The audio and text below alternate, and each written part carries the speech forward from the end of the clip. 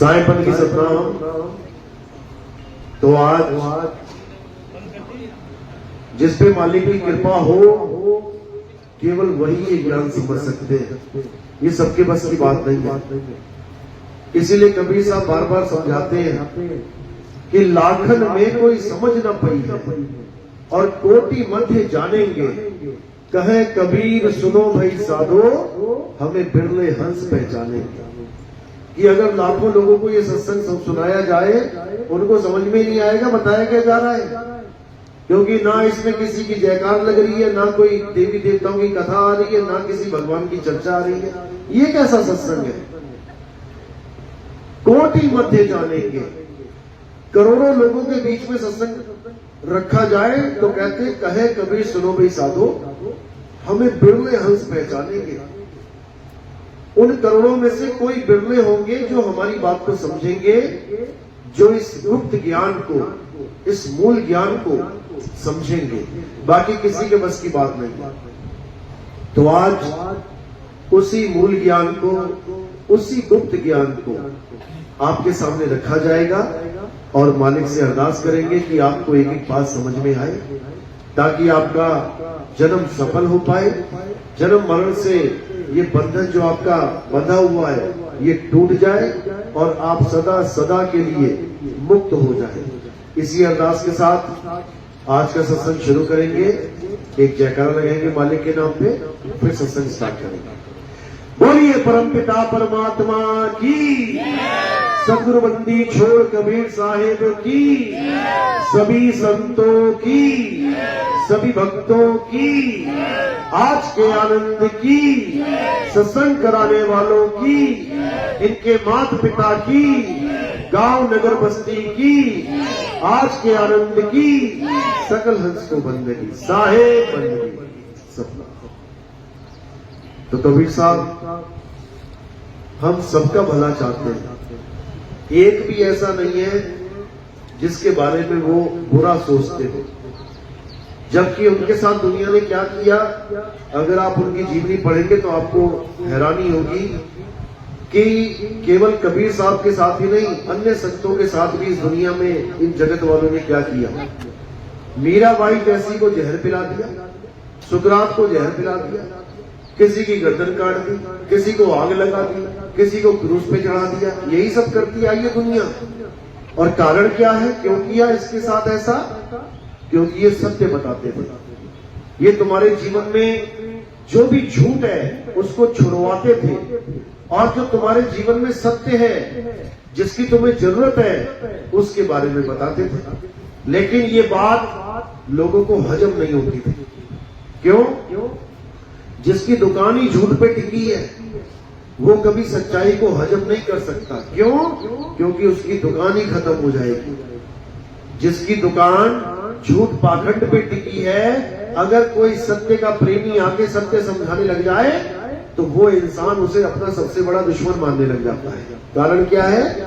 धंधा चौपट हो जाता है, क्योंकि धर्म को धंधा बना दिया इन लोगों ने।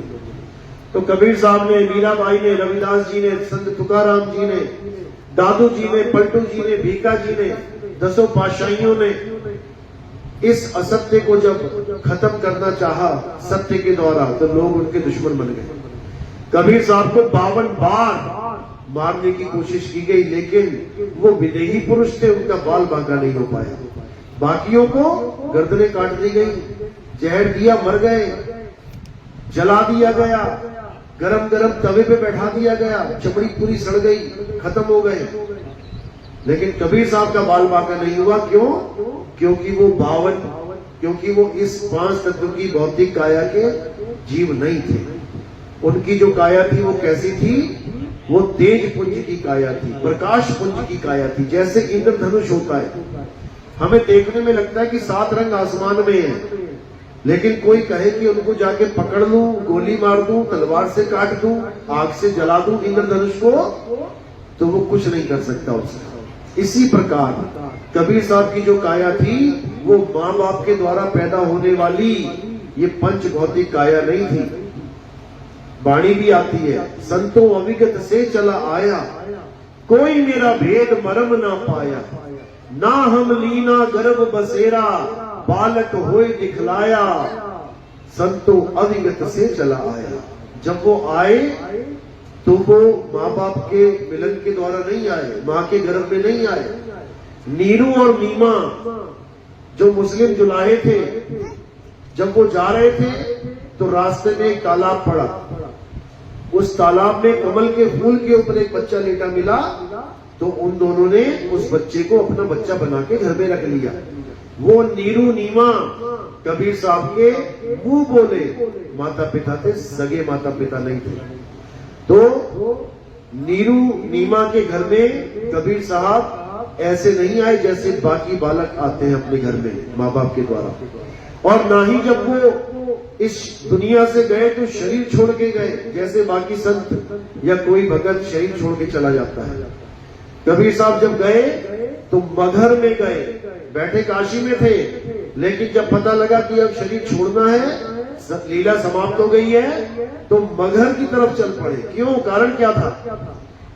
जबकि मगहर में श्राप था कि जो मगहर में मरेगा वो सीधे नरक जाएगा। कबीर साहब ने जाते जाते इस भ्रम को भी तोड़ा। सारी उम्र तो भ्रमों को तोड़ते ही रहे, जाते जाते मगहर के ऊपर जो कलंक लगा था उसको भी मिटा के चले गए। मगहर में जाके उन्होंने अपनी लीला का अंत किया।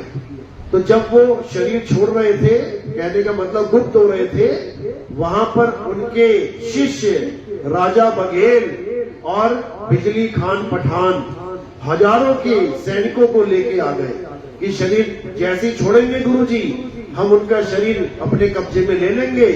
राजा बघेल कहता कि हम इनका संस्कार करवाएंगे, आग में जलाएंगे। और पठान कहता, बिजली पठान कहता, हम इनको दफनाएंगे। तो दोनों ही हजारों की संख्या में अपने सैनिक लेके आ गए।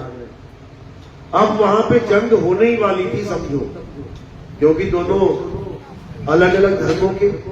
तो कबीर साहब ने क्या किया? कबीर साहब ने दोनों को कहा तुम यहीं खड़े रहो, मैं अंदर जा रहा हूं अपना शरीर छोड़ने, जिसको शरीर मिले जो करना है कर लेना। तो जैसे ही अंदर गए, चादर तानी और लेट गए। अब जैसे ही वो लेटे तो आकाश से क्या आवाज आई? खोलो पर्दा, है नहीं मुर्दा, मिथ्या युद्ध कर डाला, ए मूर्ख नादाना, तुमने हमें नहीं पहचाना। जब ये आवाज सुनी तो दोनों भागे अंदर की तरफ, देखा कि कबीर साहब लेटे हुए हैं, चादर पूरी ढकी हुई है, चादर से पूरा शरीर ढका हुआ है। तो जैसी चादर हटाई तो वहां पर क्या मिला? वहां फूल ही फूल मिले। तो उन्होंने आधे आधे फूल आपस में बांट लिए, और आज भी वहां पे कबीर साहब का मंदिर और कबीर साहब का मकबरा दोनों उसी जगह पे, एक ही प्रांगण में दोनों विद्यमान है, जाके लोग आज भी दर्शन करते हैं। तो ये कबीर साहब की महिमा है कि हम जीवों को तारने के लिए, हमें समझाने के लिए, हमें इस जन्म मरण से बचाने के लिए वो इस संसार में एक संत रूप में आते हैं। धर्मदास जी की वाणी है, संत रूप में आए साहेब, संत रूप में आए, जीव चेताने आए साहेब, जीव चेताने आए। हमें चेताने के लिए आते हैं। चेताना यानी जगाना। हम सोए पड़े हैं, ऐसी नींद में सोए हैं कि युगों युग बीत गए, अभी तक हम उठ नहीं पाए। युगों युग बीत गए, जन्मों जन्म बीत गए, ये माँ का गर्भ नहीं छूट रहा है हमसे। आज भी अगर हम इस दुनिया में आए हैं तो माँ के गर्भ से ही आए हैं। यही एकमात्र रास्ता है इस दुनिया में आने का, और कोई रास्ता नहीं है। कोई कहे कि आसमान से टपक के आए हैं, ऐसा नहीं है। सब के सब माँ के गर्भ से ही आए हैं। और जाने की तैयारी कहाँ की कर रहे हैं? माँ के गर्भ में। अभी जब शरीर छोड़ोगे तो कहाँ जाओगे? दूसरा जन्म धारण करने के लिए जाओगे। दूसरा जन्म कहाँ से मिलेगा? वो काया कहाँ मिलेगी? माँ के गर्भ में। यानी एक गर्भ से निकले और दूसरे गर्भ में जाने की तैयारी कर रहे हो। और उसके बीच में जो पड़ाव है, जिसमें तुमने ये जानकारी लेनी है कि मैं जन्म मरण से छुटकारा कैसे पाऊं, उसमें तुम क्या कर रहे हो? मेरा बंगला, मेरा मकान, मेरी दुकान, मेरी बीवी, मेरे बच्चे, मेरी माँ, मेरा बाप, मेरा काम, मेरा धंधा, मेरे नोट, मेरा सोना, मेरा चांदी, मेरे हीरे।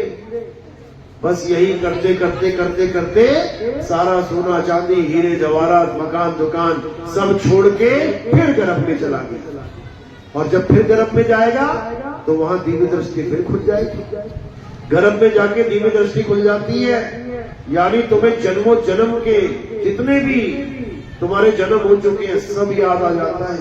फिर जीव में परमात्मा से अरदास करता है, हे मेरे मालिक, इस माया ने मुझे भुला दिया था, मैं अब कसम खाता हूँ कि मुझे एक मौका और दे दो, मैं इस संसार में दोबारा से आ जाऊं, इस गर्भ से मुझे निकालो ताकि मैं तुम्हारी भक्ति करूं। वाणी में आता है, गर्भवास में भक्ति कबूला और बाहर आके उसको भूला। बाहर आके भूल जाता है कि मैं गर्भ में उल्टा लटका था, पैर ऊपर थे सिर नीचे, हालत खराब थी, इतनी गंदी जगह, इतनी बदबूदार जगह में था कि उसी को कुंभी नरक बोला जाता है। समझ लो ऐसी दुर्गति थी। लेकिन बाहर आके ठंडी ठंडी हवा लगी और जोश चढ़ा और सब भूल गया। आज सब भूल गए हैं। एक एक मिनट, एक एक सेकंड जो बड़ी मुश्किल से बीता है, एक भी पल याद नहीं आने वाला। माया ने इतना बड़ा जाल बुन दिया है, बाकी सब याद आ जाएगा तुम्हें। बचपन की छोटी से छोटी घटनाएं जो तुम कितने कितने साल पुरानी याद आ जाएंगी, लेकिन गर्भ का एक पल भी याद नहीं आएगा। अगर वो याद आ जाए तो तुम्हारी रूह कांप जाएगी, रूह जिसको कहते हैं। गलत काम तो बहुत दूर की बात है करना, सोचना भी ऊपर हो जाएगा, सोचना भी। लेकिन माया ने फैलाया फंदा और इसमें से निकला कोई कोई बंदा। सबके बस की बात नहीं है। तो निकलना कैसे है, उसका रास्ता क्या है, वो भी कबीर साहब बता रहे हैं कि बचना चाहो काल जाल से तो चीनो शब्द हमारा, और कहे कबीर अमर कर राखू जो निज होए हमारा। कहते हैं बचना चाहो काल जाल से, अगर इस बार बार के जन्म मरण से बचना चाहते हो तो क्या करना है, मंदिर जाना है, मस्जिद जाना है, गुरुद्वारे जाना है, या चर्च जाना है, राम राम जपना है या राधे राधे जपना है, या मुसलमान है तो अल्लाह अल्लाह जपना है, या सिख है तो वाहिगुरु वाहिगुरु जपना है, ईसाई है तो हालेलुया जपना है। कुछ नहीं जपना, कोई नाम लेने की जरूरत नहीं है। क्यों? नाम लेने से, गर्भ जून में जाने से बचा नहीं जा सकता। तो कैसे बचा जा सकता है? कि केवल और केवल आत्मज्ञान से। अगर तुमने आत्मज्ञान प्राप्त कर लिया तो ये संतों की वाणी में और गीता में प्रमाणित है कि अगर तुमने आत्मज्ञान प्राप्त कर लिया तो कोई माई का लाल नहीं है जो तुम्हें गर्भ में डाल सके। कोई यमराज उमराज यमदूत उमदूत कुछ नहीं है। ये आत्मज्ञान ऐसी चीज है, गीता में बिल्कुल स्पष्ट लिखा गया है। कहते हैं हे अर्जुन, सारी दुनिया पता नहीं किस किस की पूजा कर रही है। कोई भूतों की पूजा कर रहा है, कोई राक्षस की पूजा कर रहा है, कोई देवताओं की पूजा कर रहा है, कोई पितरों की पूजा कर रहा है। ये सब अज्ञानी जीव हैं। इनमें से एक भी ज्ञानी नहीं है। असली ज्ञानी कौन है? जो उसकी पूजा करे, जिसका ना तो कभी जन्म होता है ना ही कभी मृत्यु होती है।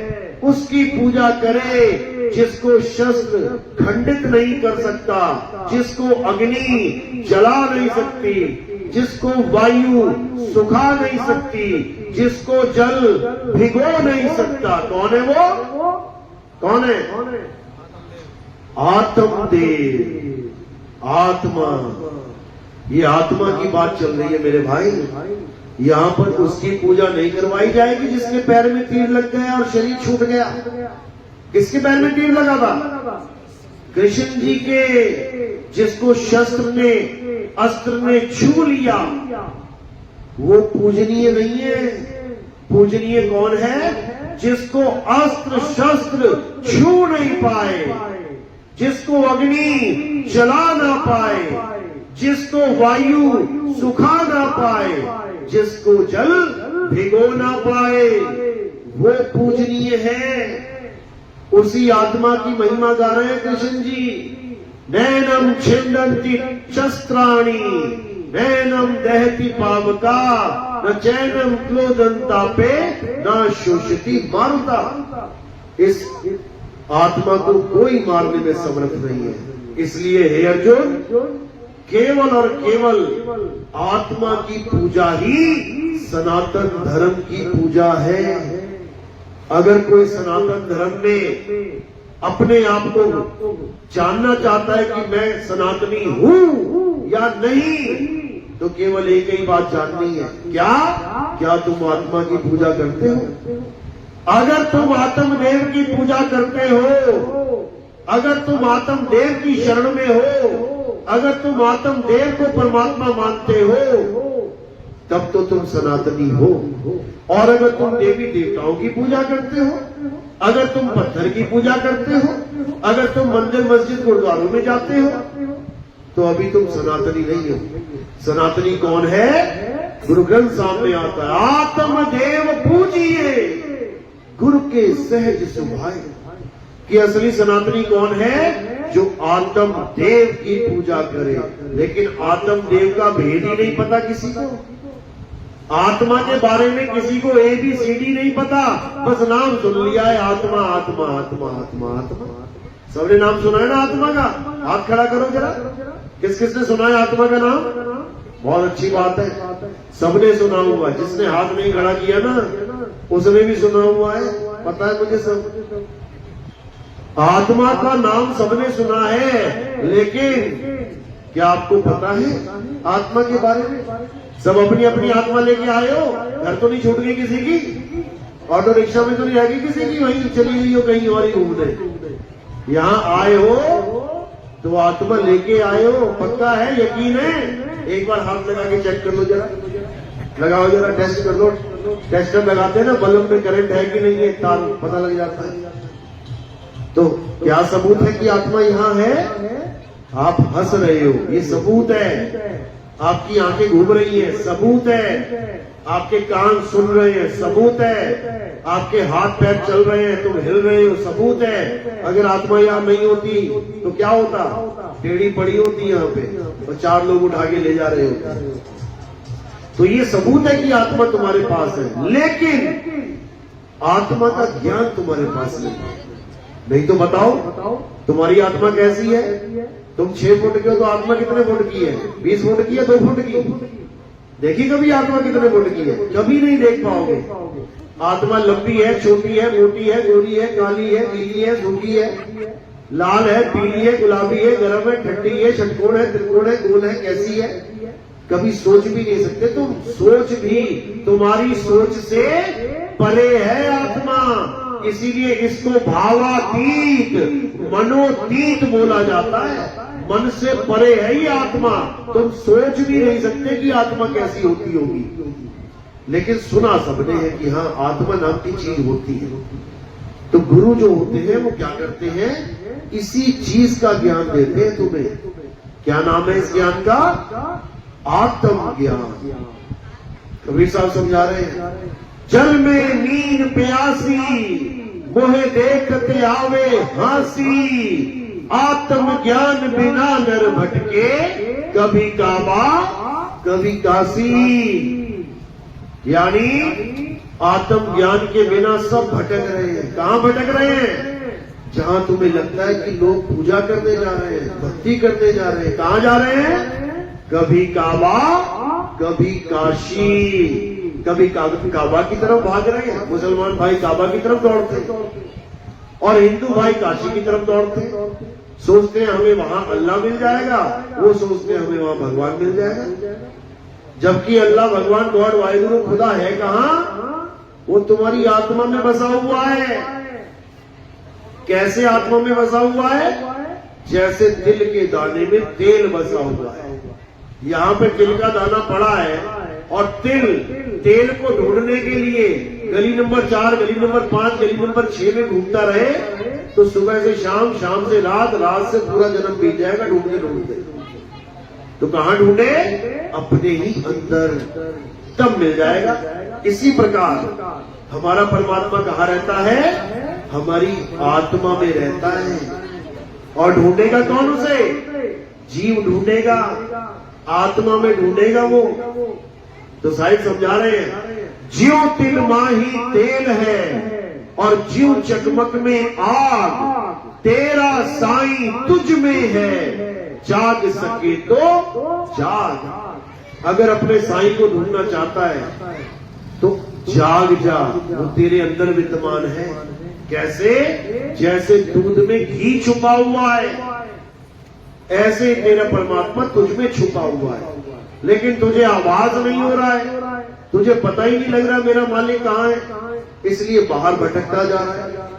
जैसे हिरन नाभि में कस्तूरी है, लेकिन उसको पता ही नहीं है, तो क्या कर रहा है? बन बन भटकता जा रहा है। समझो बात को। कस्तूरी कुंडल बसे और मृग ढूंढे वन माही, ऐसे रमता राम है ये दुनिया जाने नाही। वो रमता राम सब में रमा हुआ है। भजन तो गा लेते हैं हम लोग, तुझ में राम, मुझ में राम, सब में राम समाया, सबसे कर लो प्रेम जगत में, कोई नहीं पराया। गा तो लेंगे, तुझ में राम, मुझ में राम। और जब रामनवमी आएगी तो कहां भागे जाएंगे? राम मंदिर की तरफ। फिर 5-5 किलोमीटर लंबी लाइनें लगेंगी वहां, फिर भगदड़ मचेगी, कोई अनहोनी हो जाएगी, तो फिर स्यापा, फिर मुसीबत। जो राम जहां छुपा हुआ है उसको ढूंढ नहीं रहे। गुरु ग्रंथ साहब में वाणी दर्ज है, राम कहाँ है? आत्म में राम, राम में आत्म, छीनस गुरुमुख विचारे। कि जब तुम्हें गुरु मिल जाएगा वो तुम्हारी दौड़ी खत्म कर देगा। तुम्हारा राम कहाँ है? जहां हनुमान जी का राम रहता है। हनुमान जी को जब बोला गया कि अब राम जी जाने वाले हैं, लीला खत्म होने वाली है, कहां ढूंढेगा उन्हें? तो हनुमान जी ने ये नहीं बोला कि अयोध्या जाऊंगा, मंदिर बनाऊंगा, वहीं पे दर्शन करूंगा। हनुमान जी ने क्या किया? अपना सीना चीर के दिखाया।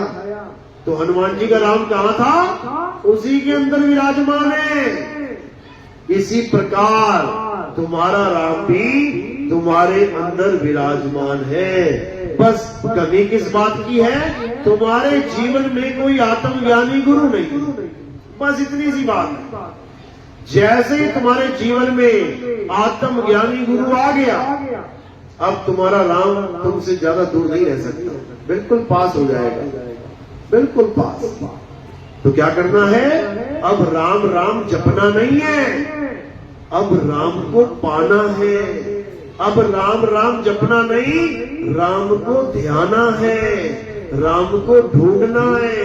वो कहाँ है उसे जानना है। तो साहिब क्या बोल रहे हैं? कह रहे मोह को कहाँ ढूंढे रे बंदे, मैं तो तेरे पास में, ना मैं जप में, ना मैं तप में, ना एकांत निवास में।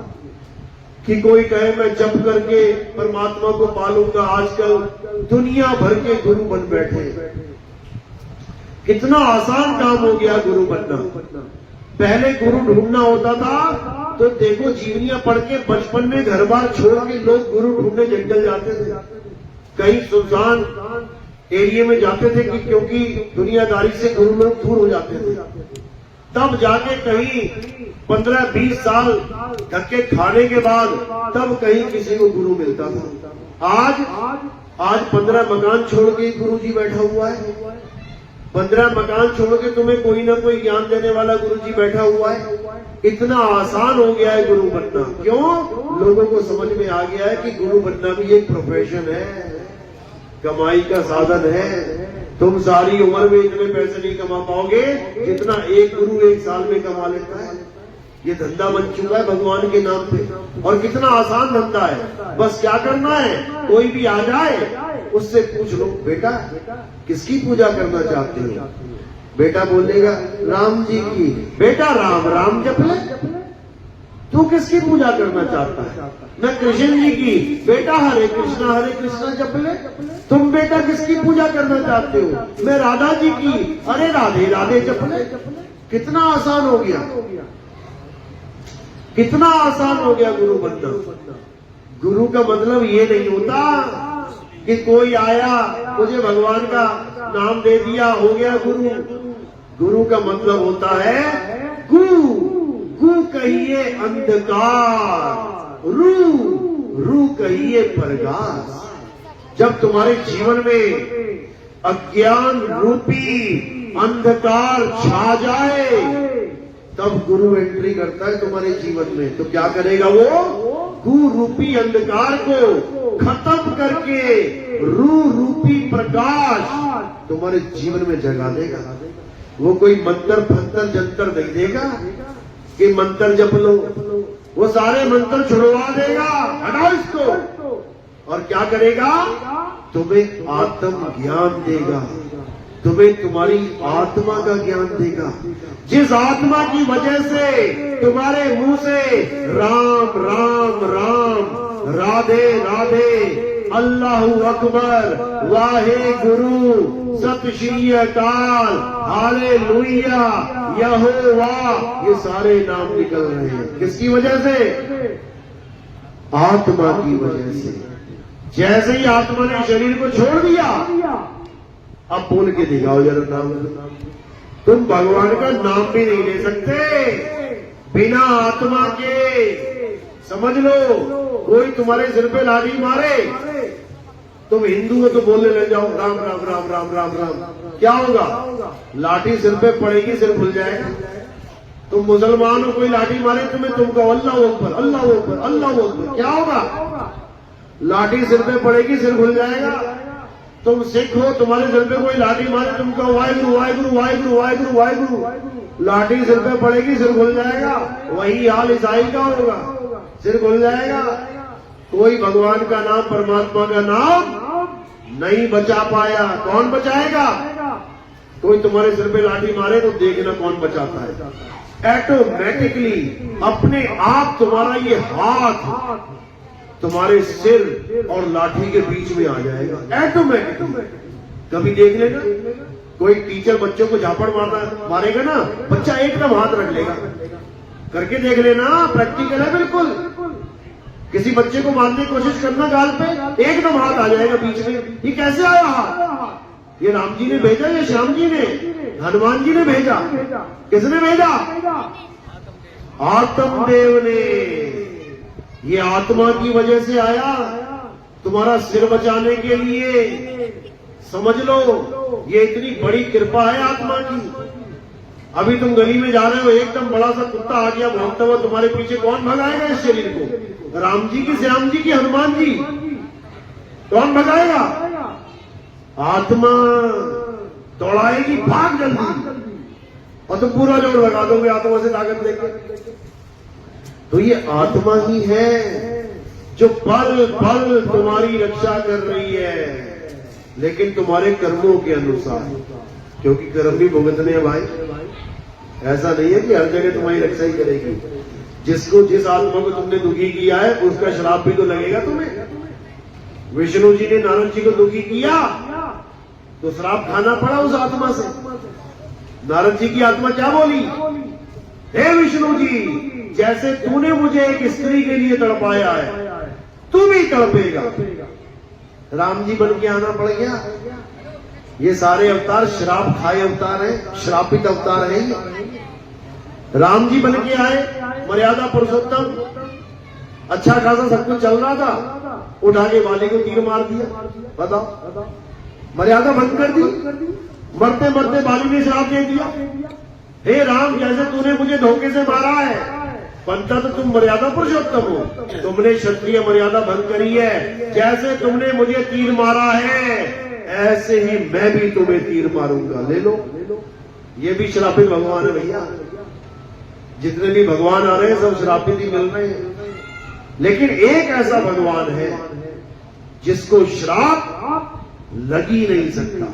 सारी दुनिया के ऋषि मुनि, सारी दुनिया के ये मुफ्ती मुल्ले जितने भी हैं, मौलवी, सब आ जाए, सारी दुनिया के जैन बुद्धिस्ट जितने भी धर्म के ठेकेदार है सारे आ जाए, सारे आके श्राप दे दे, आत्मा का नाश हो जाए। हो जाएगा क्या? ये आत्मा का नाश हो जाएगा? कभी नहीं हो सकता। ये सारे क्या, इनके दादा परदादा भी मिलके आके श्राप दे देना, तब भी आत्मा का नाश नहीं हो सकता।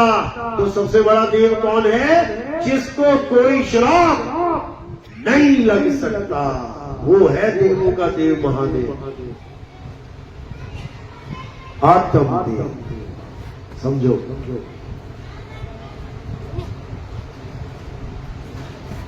उसी आत्मदेव की महिमा सब संतों ने गाई है, और उसी आत्मदेव की महिमा कृष्ण जी ने गाई है। बस उसमें थोड़ा सा बताने का जरिया, तरीका थोड़ा सा अलग कर दिया। वहां पर दो प्रकार के तत्व बोल दिए गए, एक असत्य तत्व, एक असत्य तत्व, एक असत्य तत्व, एक सत्य तत्व। असत्य तत्व यानी ये शरीर, ये काया, ये माया, और सत्य तत्व यानी आत्मा। बात वही है, बस नाम बदल गए। जैसे मैं कहूं भैया पानी ले आओ, वो कहता है वाटर ले आऊं, हाँ ले आ, एक ही बात है।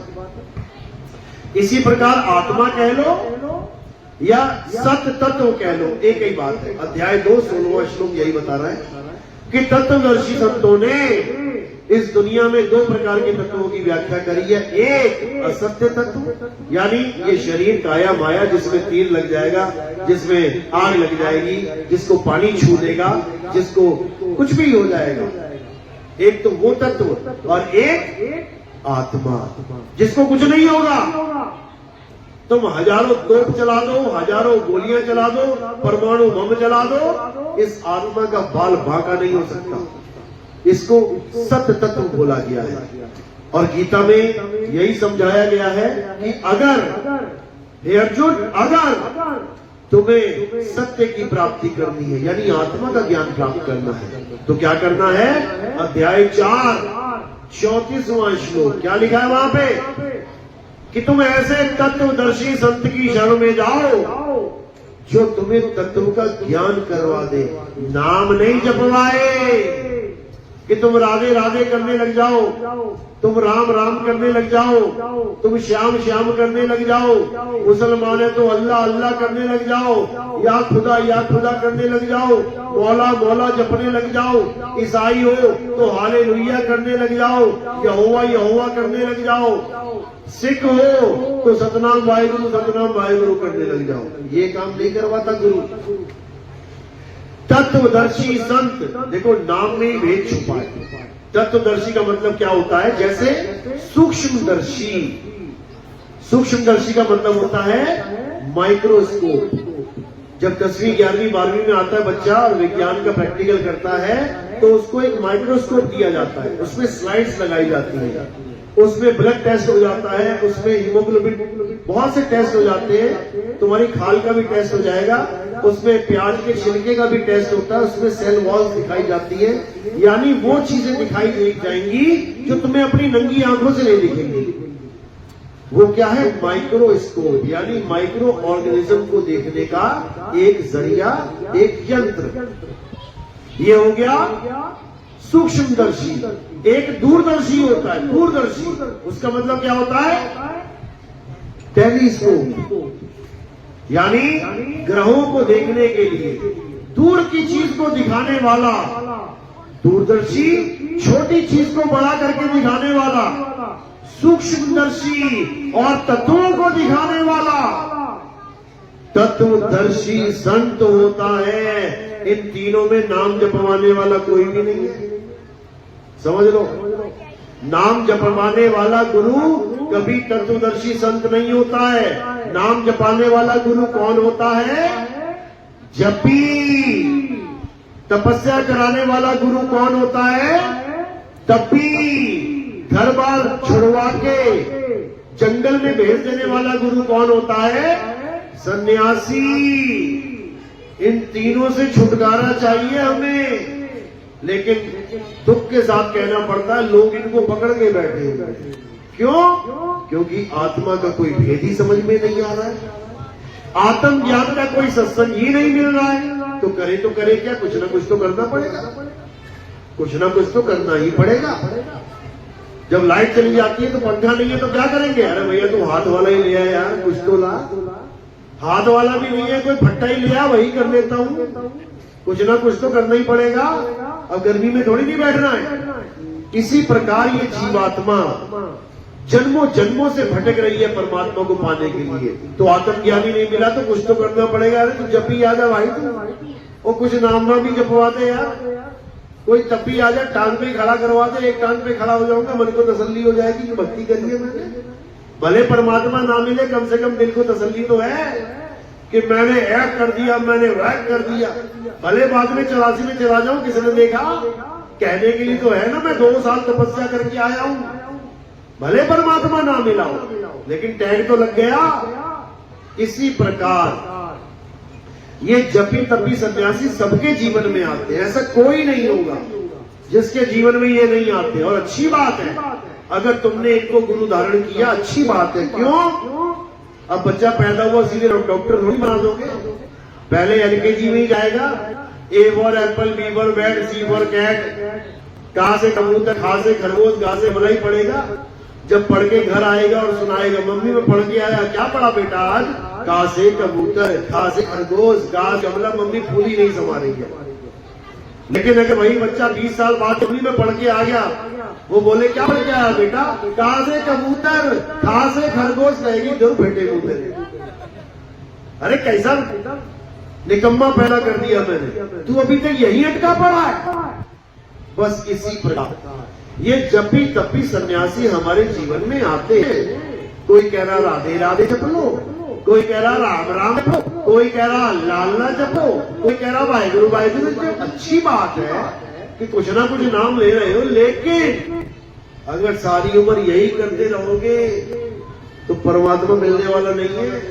परमात्मा नाम जपने से नहीं मिलता, परमात्मा ढूंढने से मिलता है, खोजने से। और कहां खोजेंगे? जहां भेदी गुरु सैन देगा। ये सैन बैन है, यानी ये ऐसा ज्ञान है जो इशारे से मिल जाता है। परमात्मा को पाना है तो सतगुरु की सैन लेनी पड़ती है। ये नाम वाला काम नहीं है। एक छोटी सी सुई मैं इस तकिए में लगा देता हूं, अंदर दबा दी मैंने, और मैं उसको कहूं कि मैंने सुई छुपाई है। किसी बंदे को कहे कहां छुपाई है? कि पूरे जयपुर में छुपाई है। क्या ढूंढ? पूरा जन्म बीत जाएगा, पूरा जन्म बीत जाएगा, लेकिन वो सुई नहीं ढूंढ पाएगा। अब किस चीज की जरूरत है उसे? केवल सैन की, यानी इशारे की।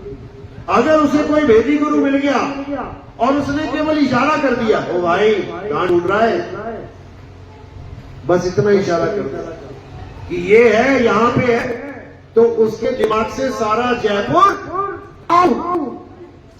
वो एक बार भी ना घुमाएगा किसी गली की तरफ। कहां जाएगा? सीधे डायरेक्ट उसी तकिए पे पहुंच जाएगा, 2 मिनट में उसको मिलेगी बस। इसीलिए साहिब कह रहे हैं, वो तो कहां ढूंढे रे बंदे, मैं तो तेरे पास में, ना मंदिर में, ना मस्जिद में, ना काबे कैलाश में, ना मैं में, ना मैं तप में, ना एकांत निवास में, खोजी होए तुरंत मिल जाऊं, एक पल की तलाश में। कहे कबीर सुनो भाई साधो, मैं तो हूं विश्वास में। बस इसको समझना है।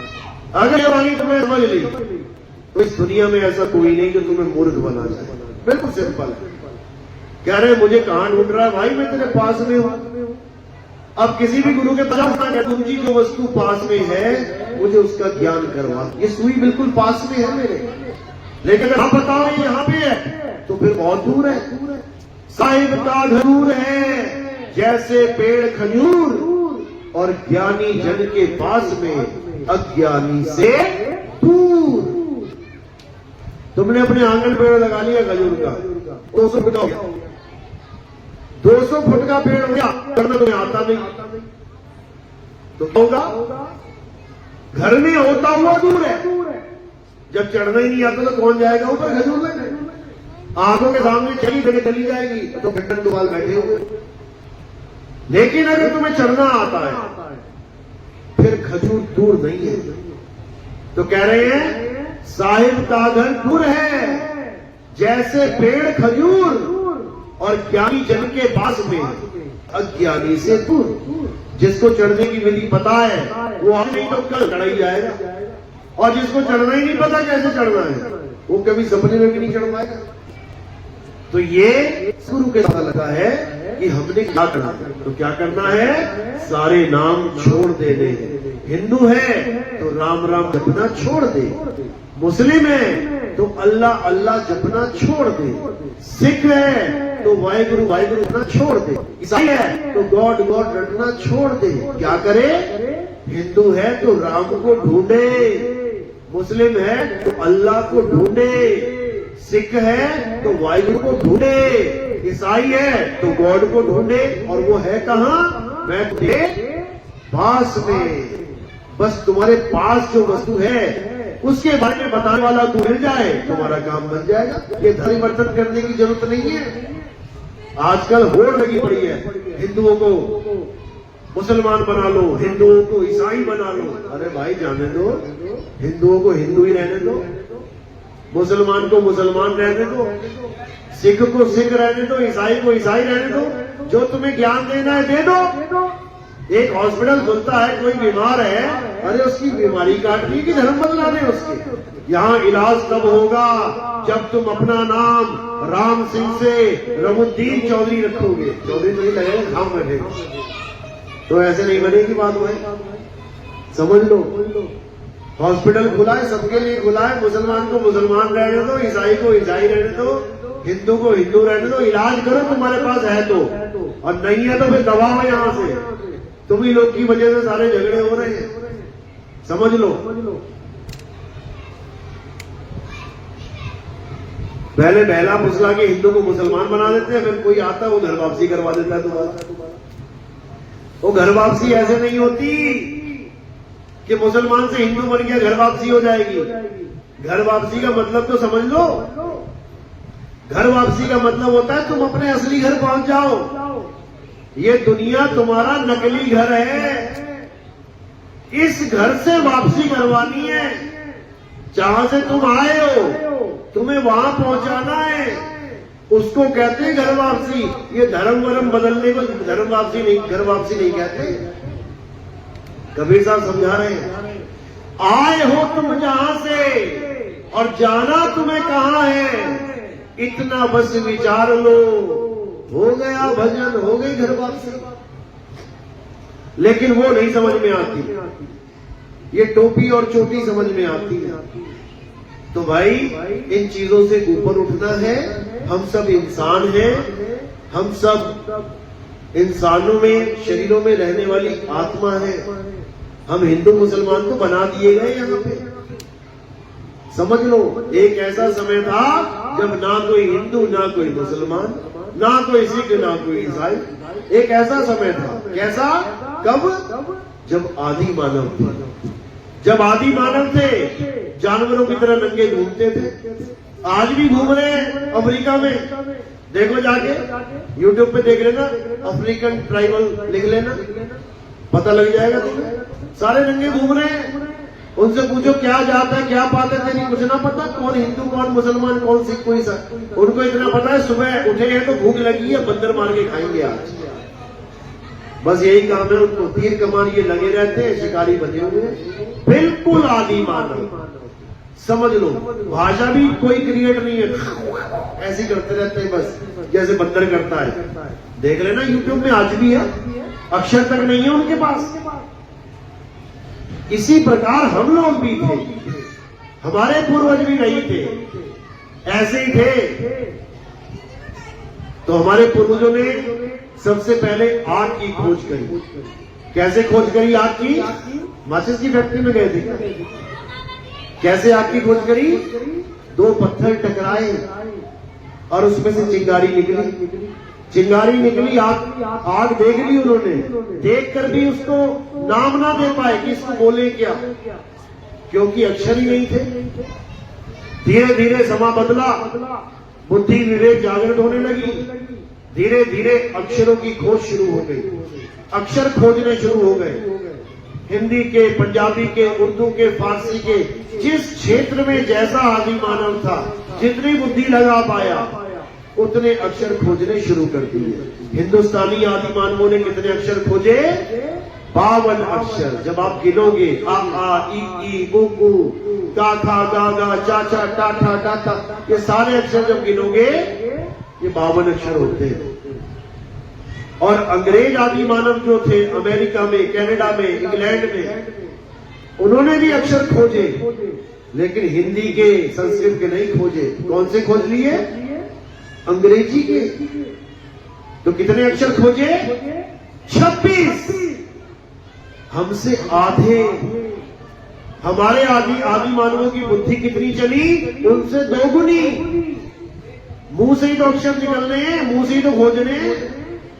हमारे आदि मानवों ने 52 प्रकार के अक्षर निकाल लिए मुंह से, और वो बेचारे 26 ही निकाल पाए। आज भी 27वां अक्षर लगे उनके पास। सोचो, उन्हीं अक्षरों के द्वारा इस संसार में सारे नाम रखे गए। हमारे वाले आदि मानव ने देखा जंगल में पेड़ है, उसका नाम रख दिया पेड़। अंग्रेज आदि मानव ने देखा, क्योंकि जंगल वहां पर भी है, पेड़ वहां पर भी है, उसने क्या नाम रख दिया? ट्री। हमारे आदि मानव ने पानी देखा, उसका नाम क्या रख दिया? पानी। अंग्रेज ने पानी देखा, उसने क्या रख दिया? वाटर। हमारे वाले ने ऊपर देखा, सूरज चांद सितारे, उन्होंने ऊपर देखा सन मून एंड स्टार्स। हमारे वाले ने देखा हवा लग रही है, हवा, उसने कहा एयर चल रही है, एयर। हमारे वाले ने कहा आग लग गई, गर्मी हो गई, उसने कहा ओ फायर लग गई, हॉट हो गया काम। समझो, यानी हर चीज के नाम रखे जा रहे हैं, लेकिन हर भाषा में अलग अलग। समझ लो, हर देश में, हर क्षेत्र में अलग अलग भाषाओं के आदि मानवों ने अपनी भाषाओं को विकसित किया। हमारे भारत में देखो कितने प्रकार के आदि मानव थे। बंगाली वाले बंगाली लेके बैठे हैं, कन्नड़ा वाले कन्नड़ लेके बैठे हैं, तेलुगु वाले तेलुगु लेके बैठे हैं, तमिल वाले तमिल लेके बैठे हैं, मलयालम वाले मलयालम लेके बैठे। हमारे एक ही देश में कितने सारे आदि मानव अलग अलग भाषाएं पैदा करके बैठे। सारे दुनिया के नाम रख दिए इस आदि मानव ने अलग अलग भाषाओं में। अच्छी बात है, जीवन बहुत आसान हो गया। नहीं तो आज तुम्हें काली मिर्च की जरूरत पड़े ना, और उसका नाम न रखा गया हो, तुम्हें समझाते समझाते और दुकानदार को समझते समझते जीवन बीत जाएगा, क्या लेने आया है। लेकिन दोनों को रटवा दिया गया है, फोटो दिखा दी गई है, सब कुछ बता दी गया, फटाक से जाते हमें क्या चाहिए? काली मिर्च, और बोलो लौंग, और बोलो इलायची, और बोलो ये, और बोलो वो। कैसे पता लग रहा है? ये अक्षरों से कनेक्टिविटी। धैर्य धैर्य करके बोलते रहो, धैर्य धैर्य करके लाता रहेगा। और अगर तुम बोलो मत, वो कहेगा क्या चाहिए? करो इशारे जरा, 20 मसाले इशारों में बता देना क्या चाहिए, तुम पागल हो जाओगे, वो भी पागल हो जाएगा। तो इससे ये पता लगता है कि जीवन आसान हो गया 52 अक्षरों से, बहुत आसान हो गया। अभी किसी को प्यास लगे, भैया पानी लाना। अभी किसी को सुई धागा चाहिए, भैया सुई धागा लाना। अभी किसी को चप्पल चाहिए, चप्पल लाना भैया। बोलने की देर है, सामने वाला एकदम समझ जाता है। क्यों? क्योंकि सबको एक ही स्कूल में पढ़ा दिया गया है। कहां से कबूतर, कहां से खरगोश, कहां से गमला, कहां से चप्पल, सब वही रट के बैठे हुए। इसीलिए तो अक्षर ज्ञान है। अभी यूपी की भाई बहू पंजाब में आ जाती, कहती भिगोना कहां है, भिगोना कहां है। अब भिगोना होता वहां पे उसको बोलते हैं क्या बोलते, जिसमें दूध गर्म करते हैं। अब वो सोच रही भिगोना, किसको भिगोना है? जहां नाम मैचिंग हो जाते हैं एक से, तो वहां पंगा पड़ जाता है। एक जगह कहते हैं पतीला कहां है, पतीला। अब भिगोना पतीला इतना कंफ्यूजन है, जबकि नाम एक ही है, दो चीज एक ही है। तो इसी प्रकार अलग अलग नाम रख के दुनिया का जीवन तो आसान हो गया, बहुत अच्छी बात है। लेकिन इन्हीं नामों के द्वारा इंसान का दुश्मन भी हो गया। कब हुआ? इन दुनियावी नामों से नहीं, कि मेरे वाले का नाम पानी है, तूने वाटर कैसे कह दिया, तूने जल कैसे कह दिया, तूने जीव तो कैसे कह दिया। वहां कोई झगड़ा नहीं है, वहां सब बढ़िया है। बल्कि दूसरे देशों में जाके पूछते हैं तुम्हारे यहाँ इसको क्या कहते हैं, इसको क्या कहते हैं, और बड़े आराम से अपना भी लेते हैं। अच्छा इसको ये कहते हैं, अब मैं दुकान पे जाऊंगा तो यही बोलूंगा। यहाँ कोई प्रॉब्लम नहीं है दूसरे की भाषा एक्सेप्ट करने से, समझ लो। और कहना ही पड़ेगा कुछ चाहिए तो। मैं मलेशिया में गया, मैंने वहां पे दूध मांगा, मिल्क बोल के मांगा तो मिल गया। जब दूध पी के मैंने डब्बा देखा तो उस पर लिखा था सूसू। मैंने कहा यार ये क्या है भाई। फिर मैंने उसको पूछा, मैंने कहा व्हाट इज दिस, सूसू। मैंने कहा तूने सूसू मिला दिया। अब वहां पर हमें कहना पड़ेगा, कोई पूछेगा क्या चाहिए, वहां की भाषा में कहना पड़ेगा 1 लीटर सूसू दे दे भाई, कहना पड़ेगा। उसमें कोई दिक्कत नहीं है हमें। क्यों? क्योंकि हमें पता लग गया कि दूध और सूसू एक ही है, वहां कोई दिक्कत नहीं है। दिक्कत कहां है? मेरा राम, तेरा अल्लाह, तेरा वाहिगुरु, तेरा गॉड, ये हम एक नहीं मान सकते। मेरा राम तेरा अल्लाह हो ही नहीं सकता, मेरा अल्लाह तेरा वाहिगुरु हो ही नहीं सकता, मेरा वाहिगुरु तेरा गॉड हो ही नहीं सकता। तभी तो अलग अलग धर्म बन के बैठे हुए हैं ये। और सबसे बड़ी मूर्खता देखो, सभी ये कह रहे हैं अल्लाह एक है, वाहिगुरु एक है, गॉड एक है, राम एक, कह सब एक रहे, लेकिन खुद ही एक नहीं हो पा रहे। बताओ इससे बड़ा बेवकूफ कौन होगा? हम ही है। ये आज जितनी लाशें बिछी है ना कश्मीर में, ये इन्हीं शब्दों की वजह से बिछी है। हाँ, किसको मानता है, राम को कि अल्लाह को? राम को, ले गोली। तू किसे मान रहा है, राम को कि खुदा को? राम को, ले गोली। ये केवल शब्दों की वजह से है। अगर वो इसकी डेफिनेशन में आ जाते ना, राम कहते किसे हैं, अल्लाह कहते किसे हैं, वाहिगुरु कहते किसे हैं, गॉड कहते किसे हैं, तो ये दिमाग में से भरम निकल जाएगा कि राम, अल्लाह, गॉड, वाहिगुरु अलग अलग है।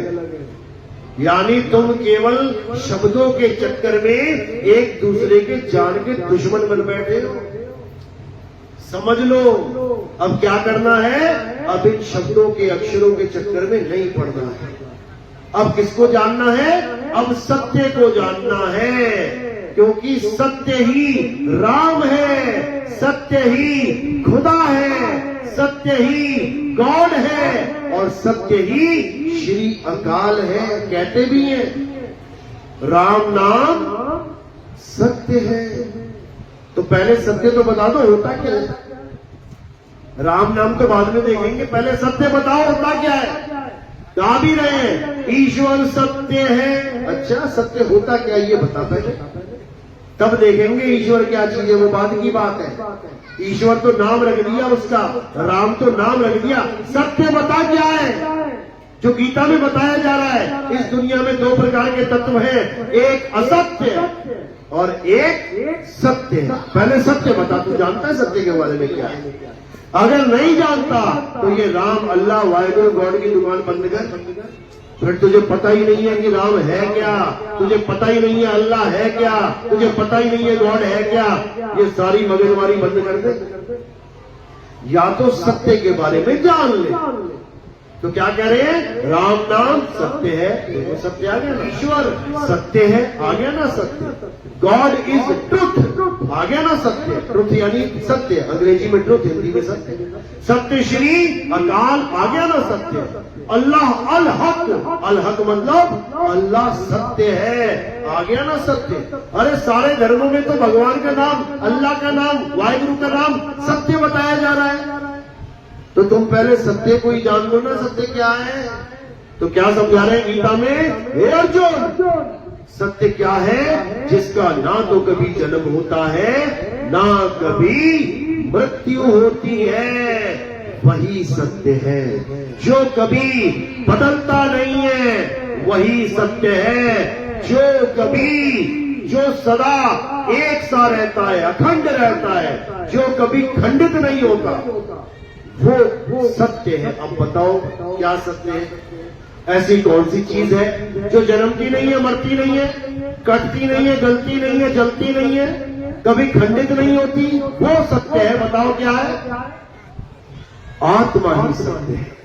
आत्मा के अलावा कोई सत्य नहीं है। याद रखो, जब आदम अलैहिस्सलाम का पुतला बनाया गया मिट्टी का, तब खुदा ने नहीं कहा कि इसको सजदा करो, लेकिन जैसे ही आत्मा का प्रवेश हुआ, आत्मा के साथ बॉडी कनेक्टेड हुई, सारे जितने भी कहते हैं वहां पर बड़े बड़े जैसे परियां होती है ना, बड़े बड़े जिन्न, बड़े बड़े देव, सबको सजदा करवा दिया।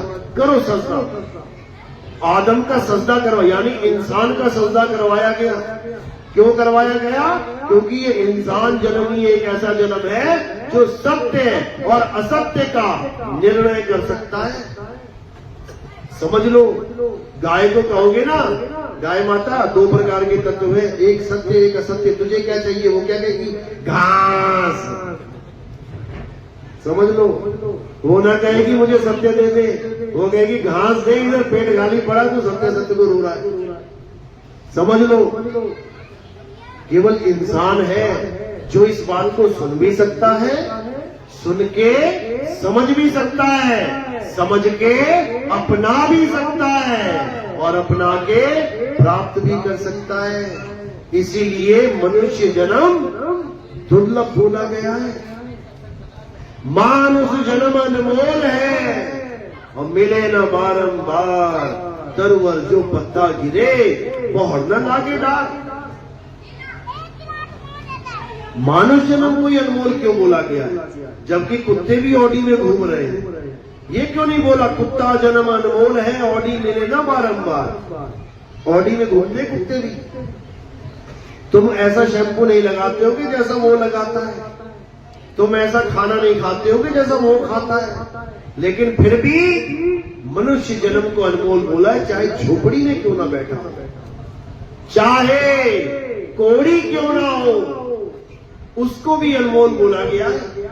देखो क्या कह रहे हैं, नाम जपत कोड़ी भला, चुई चुई गिरता चाम, और वो कंचन देह किस काम की, जिस मुख नाही राम। अब ये मत सोचना, देखो राम बोला है, राम ये वो राम नहीं है जो तुम समझ बैठे हो। एक राम दशरथ का बेटा, एक राम घट घट में बैठा, एक राम का सगल पसारा, एक राम तीनों से न्यारा। ये जो तीनों से न्यारा राम है, इसको जानना है। ये कौन है? आत्म राम। ये आत्म राम है, हम सबके प्राणों का आधार है। ये जो तुम्हारी सांस चल रही है ना, हिंदू की, मुसलमान की, सिख की, ईसाई की, किसकी वजह से चल रही है? उसी राम की वजह से चल रही है, जिसका नाम है आत्म राम। समझ लो। चलो, तो आज का सत्संग यही समाप्त करते हैं। किसी को कोई शंका है, कोई सवाल है तो पूछ सकता है। आज का सत्संग किस किस के समझ में आया, एक बार हाथ खड़ा करो जरा। चाहे 100 में से 1% आया हो, बहुत अच्छी बात है। सबके सब हाथ उठा रहे हैं, कुछ सोच के उठा रहे होंगे, फर्जी वाला तो नहीं उठा रहे हैं, असली वाला चाहिए, तो बहुत अच्छी बात है। बाकी आप हमारे सत्संग कंटिन्यू कर सकते हैं। कैसे? हमारा YouTube चैनल है कहत कबीर सुनो भाई साधु, या फिर आप लिखेंगे नितिन दास के सत्संग, आपको सीरियल वाइज सत्संग मिल जाएंगे। आप लिखेंगे नितिन दास के सत्संग पार्ट नंबर 1, नितिन दास सत्संग 2, नितिन दास सत्संग 3, नितिन दास सत्संग 4, ऐसे आपको सीरियल में मिलने लग जाएंगे सत्संग। सीरियल में सुनते जाओ, भ्रम दूर होते जाएंगे और धीरे धीरे धीरे आप सत्य तक खुद ही पहुंचने लग जाएंगे कि सत्य होता क्या है। उसके बाद सारे भ्रम सब खत्म, बस एक ही चीज रह जाएगी जीवन में कि कैसे भी सत्य की प्राप्ति करूं। महात्मा बुद्ध को तो घर बार छोड़, बीवी बच्चे छोड़ के, कान राज्य छोड़ के सत्य को खोजने जाना पड़ा। तुम्हारे घर में खुद सत्य आएगा तुम्हें खोजते हुए। बस नितिन दास के सत्संग, उसके बाद ऐसा खोजेगा, फिर खोगो नहीं, तुम खोजे ही नहीं ना कुछ।